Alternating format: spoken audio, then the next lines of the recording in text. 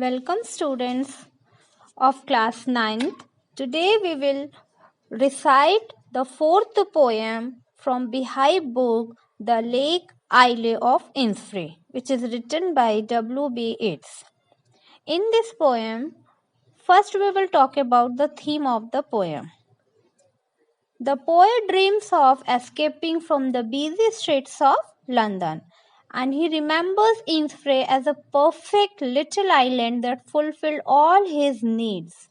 The poet declares that he will arise and go to Innisfree, where he will build a small cabin and of clay and will live peacefully. So it's all about a imaginary place which imagined by the poet. So we will do this poem stanza wise. So here is the first stanza. I will arise and go now and go to Innisfree, and a small cabin built there of clay and wattles made.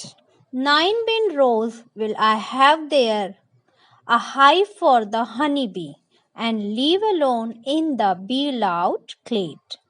So here the wattles means twist strings for making fences, and bee loud means sound made by buzzing of the bees. So in this stanza the poet says he will arise and go to the imaginary place Innisfree.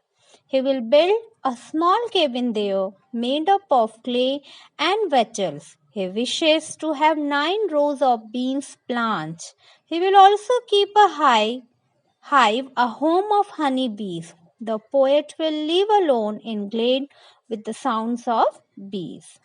Now, second stanza.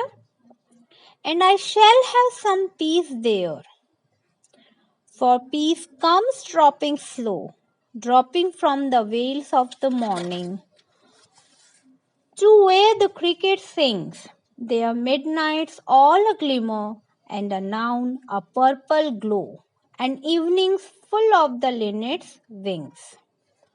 Here, veils means a piece of fine material worn by women, and linnet, a small brown colored bird.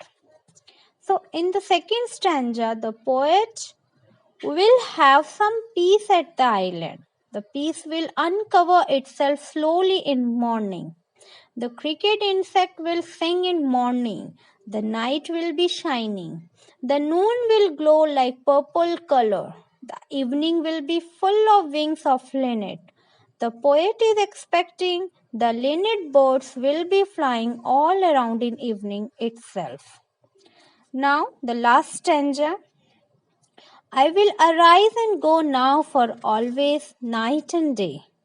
I hear the lake water lapping with low sounds by the shore. While I stand on the roadway or on the pavement's grey, I hear it in the deep heart's core. Lapping means striking. Night and day means always. So here is the meaning. The poet ripples in the third stanza that he is determined to go Innisfree. He will arise and go for always, night and day. He hears the lake water lapping. He hears the sound within himself while he stands in the city or on the roadway or on the pavements in his deep heart's core. So, dear student, by this poem, the poet tries to describe about such a peaceful island where he will go and lived peacefully. I hope you understood the poem and enjoyed. Thank you.